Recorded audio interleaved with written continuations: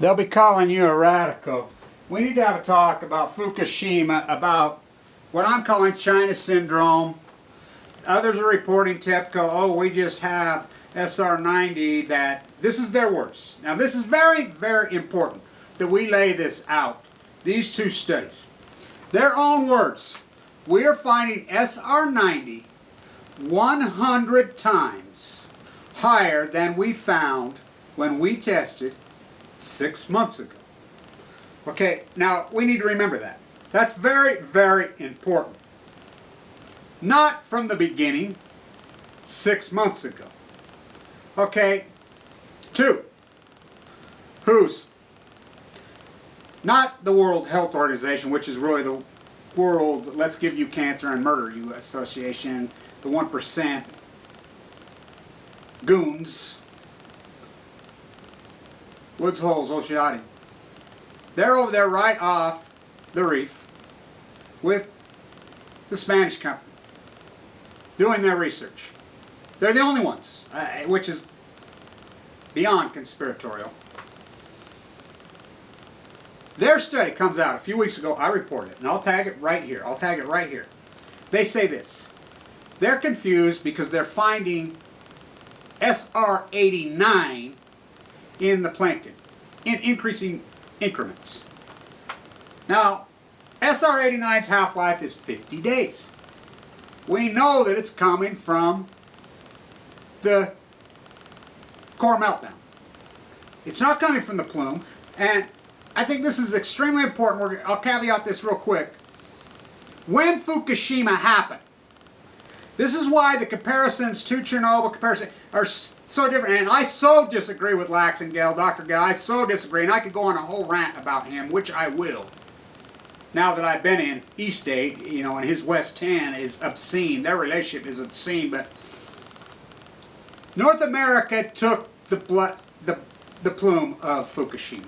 The wind was blowing out when Fukushima happened. Directly out over the Pacific. It's on the rim of the Pacific. Japan took very, very little over the mainland of China, if hardly any. It's true. It's true. Now the circle, of course, where it plumed out there, uninhabitable, very different than Chernobyl. Chernobyl's blew, and it blew right over Belarus and Ukraine and over Europe, and mass murder is mass murdering to this day. The two studies, let's talk about this.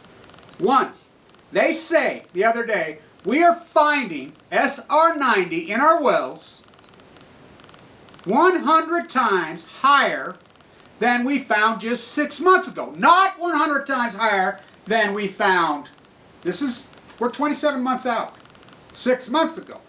We're finding this, now we go back again to Woods Holes. We're finding SR89. SR89's half-life is 50 days. Remember that. Remember that. Okay, when Chernobyl happened, the Russian scientists, Gorbachev made the decision, the correct decision, which is the men who did this, they should be heroes all over the world. I mean, you want to talk, you know, we build these statues here in Utah of, you know, fallen firefighters, which I'm all for supporting the firefighters. And I know a lot of them. I have a photograph right here with them. I spend a lot of time in Manhattan. I'm friends with a lot of them. But how about those guys that went in, the men? I mean, you want to talk about people that don't get the credit and the death in Chernobyl. The biggest cover-up in world history is this. This is the biggest construction project in world history. They mined underneath it. Now let's talk about this. What has been to the decision by the IAEA? The IAEA stepped in immediately. Westinghouse, GE, which is TEPCO. I mean, it's all the same animals. They made the decision to dump water. We've seen them using the helicopter, stuffing freaking newspaper in the early days, being widely reported. They made the decision so that it wouldn't continually plume because the wind blew out for the first 7 days out over the Pacific Ocean. And Radnet goes down with the wind. I mean, just the fact alone that Radnet did not work is so grotesque, and the person head of Radnet not only becomes now as head of the EPA, Gina McCarthy, Lisa Jackson gets a pass, which you think about Lisa Jackson's reign as head of the EPA, the worst in the history of the, bar none. And you think about BP, they got away with it, which still totally outrages me. I cannot believe they got away with that. Twofold. Fukushima, yeah, Fukushima happened in Japan, but it affected America more. But Radnet, the detection we spent billions and billions and billions on, goes down, which falls into the thesis of Megan Rice, trying to call attention to all this money we're appropriating for so-called security, which is just being thieved and robbed, and they charge her with terrorism, put her in a federal prison. Okay, so they make the decision to dump water over it. These cores fractured on the shake. Before the tsunami ever hit, they fractured. That madness was released into the atmosphere immediately. Now, people say, oh, the vent. You know, the vent. Well, all the vent's going to do is just difference between blowing the lid off or venting it out. It's still coming out. So, it blows. I mean, that pressure and that heat was, I mean, that tells you right there. When that thing blew, that told you that nuclear fission was on. It happened immediately. Immediately. Those pools went dry, you know, on the spent fuel pools, but the core itself, it fractured. They melted together immediately. Okay, when Chernobyl, what did they do? They mined underneath it. They mined. It was a mining operation. They brought in several thousand men immediately, which, by the way, out of the, I mean, I think 30% of them were dead within 20 years after that, of the first several thousand of Chernobyl. Then Gorbachev called in the military, and they went out and recruited, you know, over 500,000 men. Right around 580,000 men participated in entombing Chernobyl. They used this crazy substance mixture of concrete, sand, which was very dynamic. I mean, they poured all resources into this thing, and they dug underneath. Okay, so you're sitting here, nuclear China syndrome, nuclear fission. Do we understand it? Yeah, we understand it. What happens in the decay process, it breaks down the atoms even further and lets them into a whole different energy world. They become millions of times more powerful, the gamma rays. That is nuclear fission. That's why we feared it so much. Nuclear fission goes on when the cores melt, and there's no turning it off. So they're running water over it. So you think about this. Okay, we're going to run water over it. How many tons of water a day? All day, every day. On just the three. Well, you know, I'll talk about the spent fuel pools also. That's a whole different nightmare argument of moxie fuel going dry and releasing gamma rays into the atmosphere. So Radnet doesn't work. We all play this out. So they've been running water over it continuously all the time. Well, people make this idea in their head that somehow they've got some kind of system. It runs over the top of them. They catch it and put it into these tanks. Now, number one, if that was true, which it's not true, never was true, if it was, they're going to do that forever. Because we hear, oh, well, they're going to get machines in there, they're going to get robots in there. This is TEPCO's own words. We're relying on yet-to-be-developed technology. They have no clue. It's a dog and pony show. So, people think that. It's never happened. So the water's been leaching the Pacific Ocean the whole time. The entire time, to a certain degree. But has it been gamma rays? That's what this is such huge, giant news. 89. So 89, they're picking it up here just recently in the last month. SR89. Half-life 50 days. We're on 834 days, I believe, today. So what it tells me, they're scientists himself right there. Miss Moogie the Clown's brilliant video, who has him right here speaking, and he says, you know, we really don't know why the plankton is showing up. Well, okay, what's happening? It's burning down. As Chernobyl, they went underneath it. As we said, I've been involved in this thesis, and I was screaming and going crazy in the early days. There were things we could have done in the early days. There really were. Yeah, it would have been a major, gigantic, incredible project like Chernobyl was. You know, even bigger. It would have took incredible resources, but it would have been absolutely worth it. You know, they could have egged all the way around it and then went from there. They could have put a bladder system where they're pouring the water on, these giant plastic bladder systems that actually really do catch the water, and then Hanford, and so we could deal freaking with generations down thing and think they're going to handle it. You know, we've seen how that idea works. So what they've done, they sprayed water over the top. When you spray water over the top, is it keeping it cool? On the top, not underneath it. The fission's burning and burning 833 days. So this report comes out that they find the other day, SR90, this is their words, remember, this is TEPCO, the biggest posturing, lying, grooming liars in the history of mankind. 100 times higher than we tested 6 months ago. That's their words right here. It's right here. So 100 times more than their detection. So people are taking this quantum leap, say, oh, I guess some of the water's leaching into San Andreas. Oh no, oh no, no, no. That would not account for 100 times difference. It would absolutely would not account for 100 times difference. It would still be showing the same nightmare that it was then. Unless there's nuclear fission going on. There's China syndrome going on. Which, that's the only answer.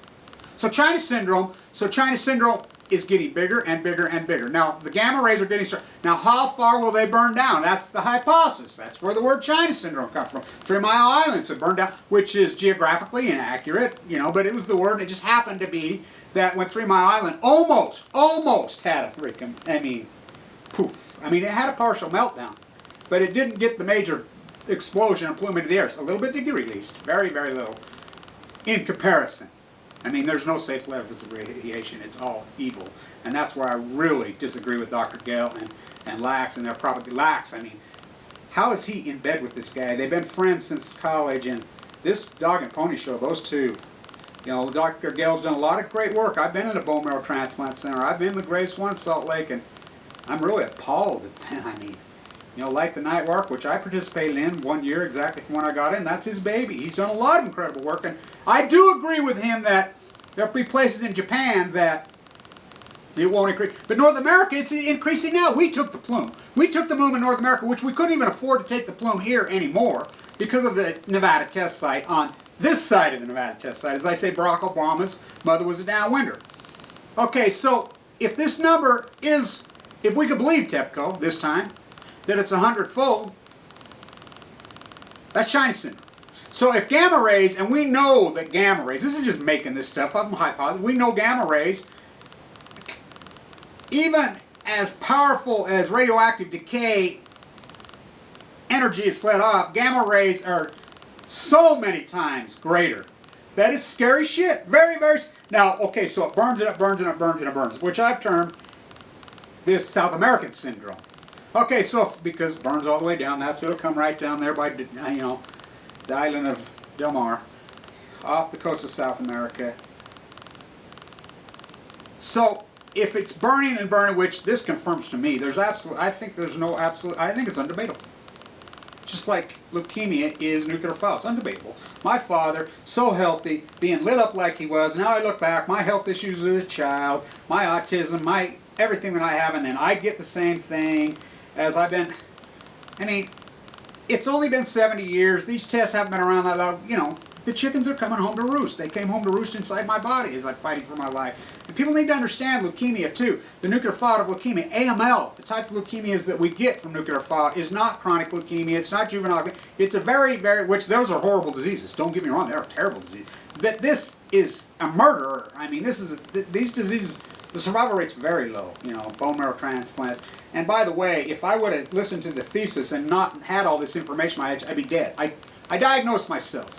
And then people doing prayers for me in temples, in churches, on beaches, the spiritual hurlers, the social media people, they saved my life. The love of them, and then me fighting and fighting, getting so sick and so sick. The irony of this is so crazy that for me, I found a YouTube video saying that they, you know, sometimes they get around 14 views. And when I went in to see the brilliant Dr. Hansen, finally, I laid it out to him, you know, and I diagnosed myself in so many ways, and when I landed there, I was on death's doorstep by the time I got there. As multiple doctors had it wrong, had it wrong, had it wrong, had it wrong, had it wrong, and I listened to Fimbo Peterson, trumped all the doctors, and he's cutting edge, uses new ideas. This is a new way. He doesn't buy into automatically giving the bone marrow transplant like Gail does, like these other guys does. He doesn't. He doesn't. And so we made that choice with me, and I'm walking that walk. So far, as I lived to tell 1986. So, what is going to happen? Is it going to start to build energy and energy down there and start to blow out somewhere? I guess we'll find out. My hypothesis is that energy is going to build and build and build underneath, because they keep dumping water on it. But as they continue to dump water on it and try to suck up the storage, they're going to lose seepage more and more and more, which they've been secretly dumping. We know that they secretly dumped on April 4th, 2011. As I gave that, I'll tag this video right here. I mean, this is all these ironies that have been through this with me, but this has got to be the most irony. as I had translated for me, as I listened in December, and I listened to the whole translation when they finally, the prosecutors over there, forced TEPCO to read these, and then the one paragraph. So I listened all day. I listened all day, and it was, oh, there it was. And it says, right there, they admitted that they illegally dumped on April the 3rd. Just at the same time I'm going crazy. They're dumping right here. They're dumping plutonium at the irony. So they've admitted that they dumped into the Pacific. And no marine biologists, but which is bad enough right there. I mean, we're poisoning the biggest food basket in the history of mankind. But China syndrome, so as it builds and builds and builds, how far does it go? I don't know. I don't think anybody knows, but we know through science will tell us that the energy cannot be turned off. So it builds and builds. Now, people say there's nothing that can be done now. Yes, there is a lot of things that can be done now. Granted, that energy is freaking already released to a certain degree, but it would be a giant project like Chernobyl, which is going to happen. Mark my words, it's going to happen, whether it be now, 10 years, 20 years from now, after something catastrophic happens. You know, it might happen next week, for all we know. And the world's going to panic, and this dog and pony show is going to blow up in their face, and the lie is going to be over, the nuclear lie, which it's not clean, it's not economic, never has been. We're going to go in, and it's going to be a gigantic construction project, and I don't know how deep they're going to have to go. And they're not. People say, "Oh, we'll put a concrete." Well, concrete is not waterproof. Gamma rays will burn through freaking concrete this deep, this freaking thing. But what they did do in Russia, this mixture that they used, it didn't stop it. There's supposed to be a sarcophagus over it and underneath it, which Gorbachev says, oh, we went broke. It just shows you. You can't hypothesize future generations to handle your filthy waste. That's the lie of nuclear. That was what we argued in the 70s. We argued in the 70s and 80s. We protested at Hanford and said exactly what's happening was going to happen. And it doesn't matter. So, a giant construction project to build an underground egg would be, I mean, I think now, my God, it would be like Chernobyl on Balco. Chernobyl, 580,000. I mean, it would take literally millions of men. It would take a world concerted effort. But that's what's got to happen. I mean, to just sit and see what happens, to me, is beyond I mean, it's just mind-boggling. How can you even wrap your mind around it with anyone with any logic? And anybody's got any logic that says by dumping water over the time, just catching the water is the answer. And watch TEPCO's freaking ridiculous mistake after mistake, lie after lie after lie for 830. I mean, when is it enough for to say, and everybody says, oh, the UN, the World Health Organization, these nuclear agents are going to step in. Fuck, they are the problem. At some point, the United States government, the military, the President of the United States at some point, whether it is Barack Obama, Hillary Clinton, or whoever it ends up being, at some point it's going to have to say, we've got to do this. And it's going to be the United States military. It's going to have to go in there. It's going to be a gigantic, and it's going to have to be a world project. And even then, what's already released so far into the Pacific, there's no turning back. People are going to quit eating out of the Pacific. I can tell you that right now. People don't believe this, and these squashed down marine biology reports that have refused to report this, it's only a matter of time. The private sanctuaries, I default to Helen Caldicott's symposium, Dr. Abrams at the end of his symposium, her brilliant symposium. Old Dr. Abrams. I have a lot of respect for that man. He says, my friend's private sanctuary in Monterey Bay, it's caged tuna, out of the Pacific, have cesium. Well, if they have cesium, they have plutonium. You know, cesium, 134 and 137, one's can show up a little bit man-made, but the other's 100% nuclear, from nuclear fission, or nuclear contamination from a meltdown. So, how can anyone say, this is right here, proof. SR-89 from Woods Holes, which the only ones that got the balls to go over there and do anything, is showing up higher in their plankton, out in the ocean. And then 100 times more SR-90 than just 6 months ago. That's nuclear fission. There it is. I mean, that's it. That's how we hypothesized it. That's how science told us this was going to happen. Literally. You read in your science class, go back to your science book, all your scientists, literally, that's what they said. Oh, this will compound by hundreds of times in short periods. That's exactly what they said was going to happen. That's exactly what is happening. This is China syndrome.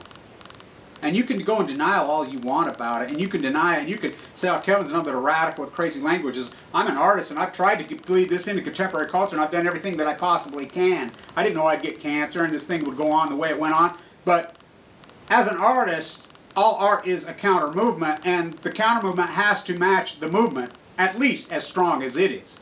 How strong is the neo or epic ignorance? So how radical has post-ignorance has to be? When you protest Occupy, everyone, and I'm a big fan of Occupy, but this shit, leaderless, are you kidding me? Please. Simple concepts, usury laws. Simple concepts. Prosecuting white-collar criminals. Antitrust laws. Tariffs. All these ideas that we knew worked. But none of that matters now if you get cancer. I'm here to tell you. Leukemia, AML, like I get, devastates you. Not just physically, socially, all of it, economically. You know what the treatment is on this thing? I mean, I could go into a whole nother discussion. I've seen the best and the best and the worst of the medical. We've taken a very different approach with my cancer. Fimbo Peterson is a genius. And the old ways of leukemia units need to go. And the old ways of doctors and people making relationship with writers and downplaying and supporting the nuclear industry. I will say this, and I could go on forever about Dr. Kell and blacks, but he was funded by Arm & Hammer. He's a big piece of the downplaying of Chernobyl. And I find it very, very grotesque. Don't get me wrong, I have huge respect for him. He's a brilliant man, he's a very accomplished man, but his relationship with his buddy, and they're throwing these pretty green paintings out there with birds and butterflies flying out of nuclear reactors is obscene, and it is a grotesque conflict of interest, UCLA, you know, all you universities. What's going on there is China syndrome. These two things tell us this. Now, how's this going to play out? We're going to see, but it's going to get bigger and bigger and bigger and bigger and bigger, and these studies are going to come out of the Pacific. They're going to come out of the Pacific, and people can argue all they want. They want to argue over these tracer studies in San Diego from the 2011 tuna, which we don't even sunder those incredible species of animals. The tuna, the silver flash. That study was so inadequate it was ridiculous. That was 2 years ago. Really? We have not one study? Berkeley? San Diego State? UCLA. I can understand UCLA because they are the nuclear industry. I get those phonies. Oregon State, I understand. I get those phonies. University of Washington, I get that. You are Hanford. I understand that. You're so worried about your bread, which side of the freaking toast it's buttered on. You make me sick, you know. Not one single marine biologist, not one scientist who has a soul. You have no morality, don't care about your own children, don't care about your own wife, don't care about your own stuff, don't care about anybody. All you care about is your ivory tower and your so-called status, which you have no status. It's fake, it's phony. Your status is zero. I don't give a fuck how much money you got. I don't give a fuck how big of an ugly fucking house you got. I don't care about your fucking wife's fake breast or your 3 fucking cars or your fucking house as you sit in your fucking conferences and drink fucking shitty cocktails with fucking paper mache fucking flowers in them. Really? That's it? Really? You got no soul, you got no morality, you got no fucking conscience? She's the only one that's got any fucking conscience. You jail Megan fucking Rice, the greatest fucking humanitarian, a nun, an 83-year-old nun? Because I see post-ignorance as a pure argument in the concept of art itself and the concept of culture itself and the concept of people and the concept of inspiration, influence. The great historical artists like Van Gogh, I'm going to lay on and on and on. You've heard it over and over from me. Stand tuned.